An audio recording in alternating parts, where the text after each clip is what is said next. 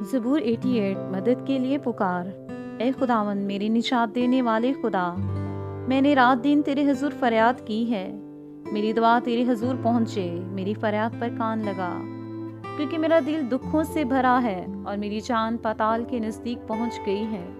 मैं गौर में उतरने वालों के साथ गिना जाता हूँ। मैं उस शख्स की मानित हूँ जो बिल्कुल बेकस हो, गोया मकतूलों की मानित जो कब्र में पड़े हैं।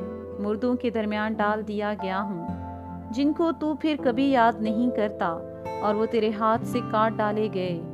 तूने मुझे गहराओं में, अंधेरी जगह में, पाताल की तह में रखा है। मुझ पर तेरा कहर भारी है। तूने अपनी सब मौजों से मुझे दुख दिया है। तूने मेरे जान पहचानों को मुझसे दूर कर दिया। तूने मुझे उनके नज़दीक घनौना बना दिया। मैं बंद हूँ और निकल नहीं सकता। मेरी आंख दुख से धुंधला चली। ए खुदावंद, मैंने हर रोज तुझसे दुआ की है। मैंने अपने हाथ तेरी तरफ फैलाए हैं। क्या तू मुर्दों को अजायब दिखाएगा? क्या वो जो मर गए हैं उठकर तेरी तारीफ करेंगे? क्या तेरी शफकत का चर्चा गोर में होगा, या तेरी वफादारी का जहन्नम में? क्या तेरे अजायब को अंधेरे में पहचानेंगे और तेरी सदाकत को फरामोशी की सरजमीन में?